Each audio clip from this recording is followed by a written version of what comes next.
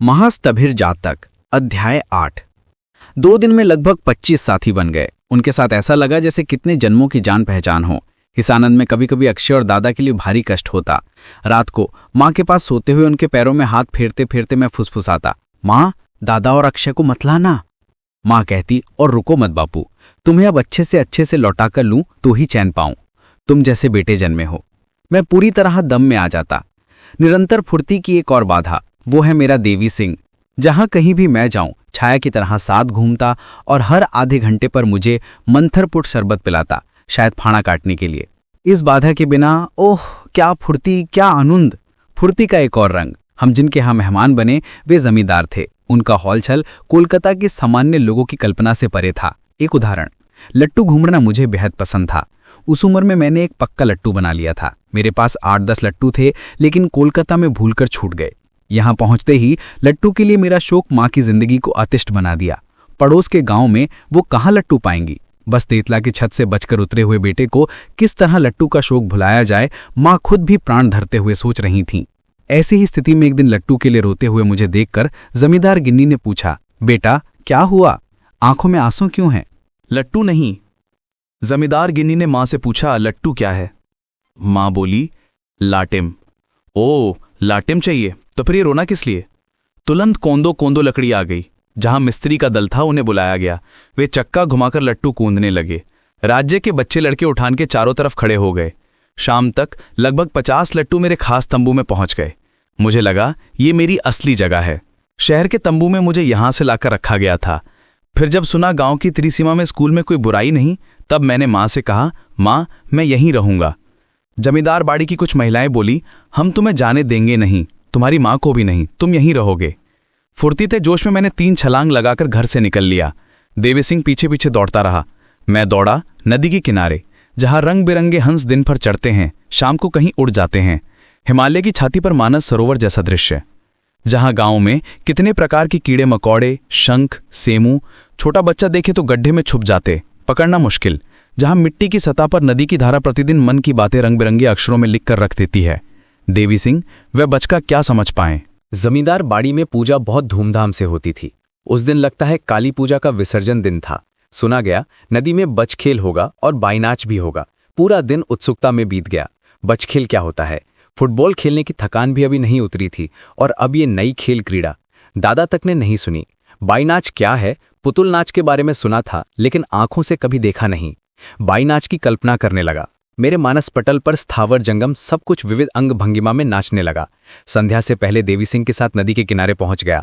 कई गधा बोट एक साथ बंधी थे। उनके पाटाटन पर बड़ा सा ढाला बिछाना लगाया गया। 2 महिला वहां सज धज कर उस समारोह के एक कोने में चुपचाप बैठी थीं। उनके आसपास थे 2-3 जोड़े तबला बांस। छोटे बच्चे वहां नहीं थे। जमींदार बाड़ी में मेरे ही उम्र की एक लड़की थी, बाकी सभी की उम्र कम से कम 30 पार थी। जैसे ही मैं वहां पहुंचा, सभी ने हाय हाय कर मेरी स्वागत तैयारी शुरू कर दी। ऐसा लगा मैं ही उस समारोह का मुख्य अतिथि हूं। मामला ये था कि मुझे जिस तरह छेड़खानी की जा रही थी उसे जानते हुए भी मैं जितना हो सके गंभीरता बनाए रखते हुए नाव में चढ़ गया। मेरे शरीर पर ताकतवर लाल बनारसी कोट, पीठ पर सभी तरफ जरी का कलाकारी, नीचे लाल जरी पड़े थे और शांतिपुर की कशीदा कशी धोती, पैरों में लाल फूल मोजा और पालतू पतेले की नाल बूट और घने कोंकड़े बालों में भरपूर कलकत्ता का आलर टेरी। इस सजीव सजावट में जब मैं आसन्न बोट पर पहुंचा तो वयस्कों में हंसी का तूफान छा गया। देवी सिंह मेरे बगल में बैठ गया। नाव चलने लगी। पानी के बीच आतिशबाजी की चमक धमक शुरू हुई। वो चमक ध्वनि करते हुए बुद्धि को पागल कर देने वाली तरह इधर उधर कूदने लगी। ये सब बेहद मजेदार लगा। कुछ समय तक आग का खेल चलता रहा। फिर गाने का आदेश हुआ। तबला बजाना शुरू हुआ, बजाना खत्म हुआ। जहां तक मुझे याद है हारमोनियम नहीं था, सिर्फ सरंगी के साथ गीत चलने लगे। ऐसे गीत मैंने पहले कभी नहीं सुने। हमारे मंदिर, घर या स्कूल में जो भी भजन सुने थे उनसे इनका कोई मेल नहीं। एक के बाद एक गीत चलने लगे, कभी बंगाली में, कभी हिंदी में। सुनते सुनते बुजुर्गों की ऊष्मा धीरे धीरे छलकने लगी। एक की आंखों से अश्रु टपकते देखे। कई लोग आंखें पोंछने लगे। कुछ आवाज में भावुक होकर तारीफ करने लगे, वाह बाई जी वाह, बढ़िया बढ़िया। मैंने उस संगीत को समझने की कोशिश शुरू कर दी। तान, कर्तव्य और बांट के बीच गाने की भाषा ढूंढने का प्रयास करने लगा। कभी अच्छा लगता, कभी हंसी आती। इस तरह खेल खेल में कभी पता नहीं चला कि मैं संगीत में पूरी तरह डूब गया। मुझे ऐसा लगने लगा पूरा आकाश एक विशाल आकांक्षा की आंधी से भरा है। उसमें कितनी तीव्रता, कितनी विनम्रता। कोई चला गया, कोई नहीं है, मैं नहीं जानता कि वो कौन है। वो आएगा नहीं, वो आता नहीं, लेकिन मैं उसे पाने की इच्छा में जलता हूं। उसकी विनती में कोई आंसू नहीं। संपूर्ण समर्पण कर मैं उसकी ओर अत्यंत नीचता में झुकना चाहता हूं। फिर भी उसकी निर्व्यक्तता में कोई अभिमान नहीं।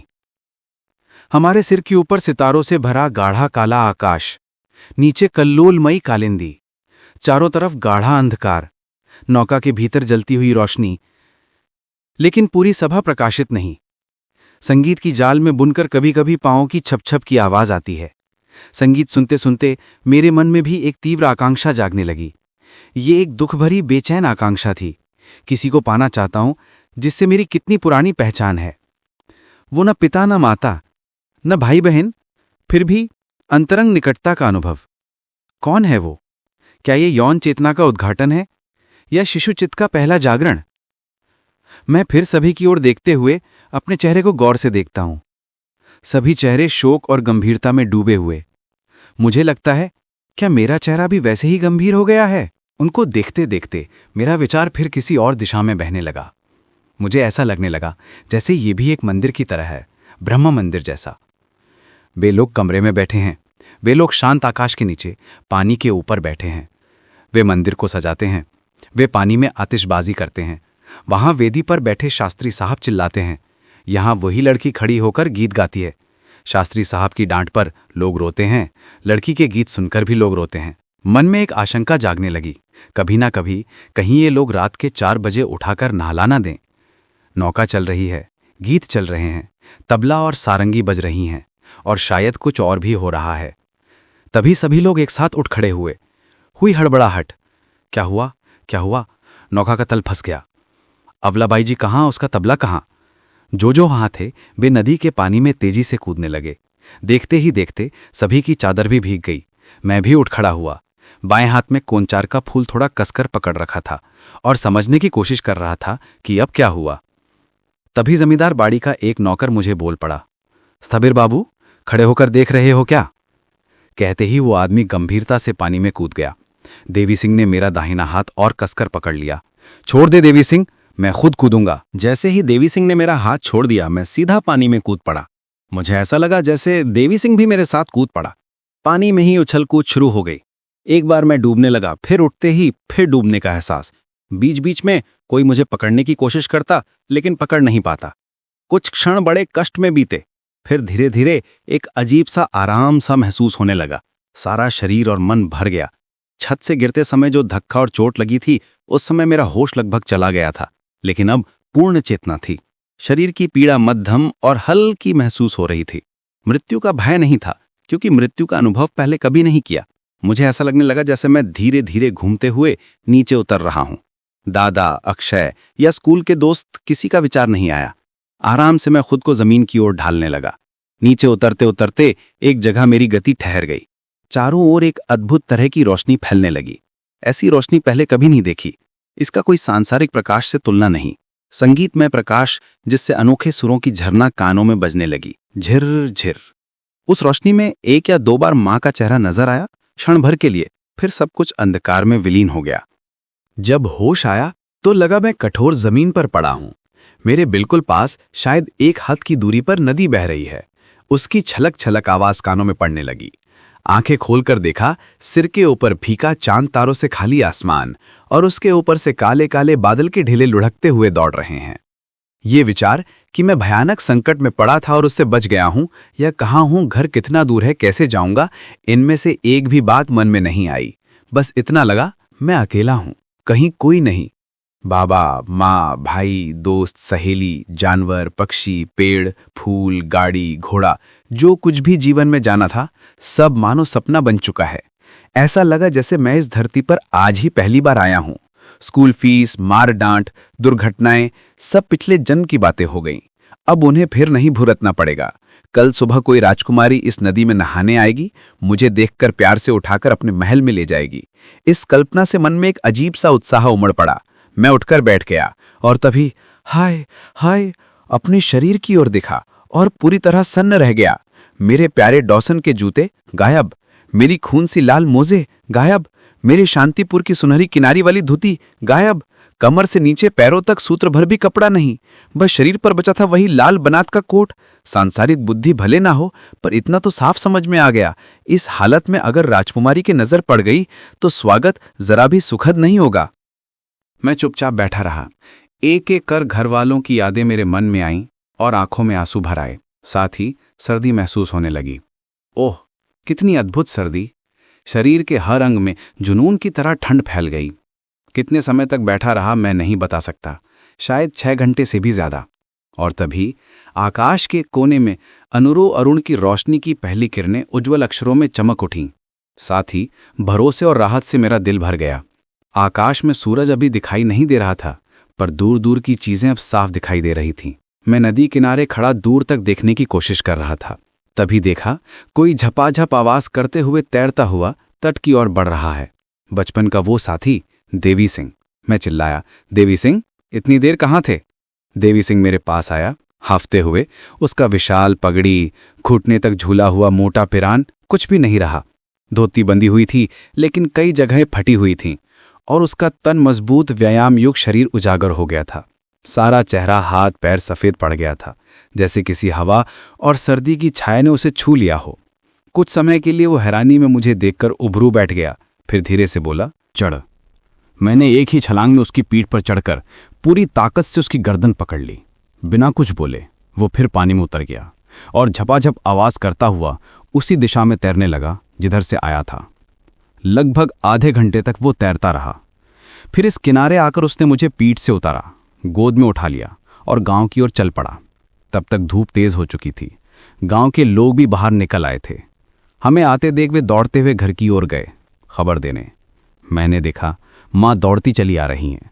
उनके पीछे कुछ बूढ़ी औरतें, उनके पीछे लोग लश्कर और उनके पीछे लड़के लड़कियों की पूरी टोली। माँ की गोद में कूदते ही मैं बेहोश हो गया। कितने घंटे या कितने दिन में बेहोश रहा मुझे पता नहीं, लेकिन मेरे कारण डॉक्टर को ज़्यादा परेशान नहीं होना पड़ा। हाँ, गांव के डॉक्टर और कबीराज माँ को लेकर मुश्किल में पड़ गए। नौका डूबने की खबर मिलने से लेकर मुझे वापस पाने तक माँ ने इस तरह सिर पटका था कि उनके घाव भरते भरते डॉक्टर वैद्य थक गए। 1.5 महीने बाद हम कलकत्ता लौट आए। अक्षय अस्थिर बोला, स्थबिर तो मर गया था भाई, तिरली में कितना रोया। माँ ने अक्षय को डांटते हुए कहा, ऐसी बात फिर कभी मुंह पर मत लाना। दादा बोले, वाह रे स्थबिर, तू तो बड़ा भारी लड़का बन रहा है, जहां जाएगा वहीं हंगामा मचाएगा।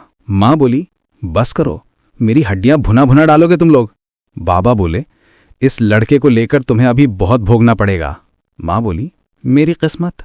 बाबा फिर बोले, इसके और भी बहुत से फंडे हैं, अब से अगर संभल कर नहीं चला तो ये खुद ही भुगतेगा। बाबा की बात सच निकली।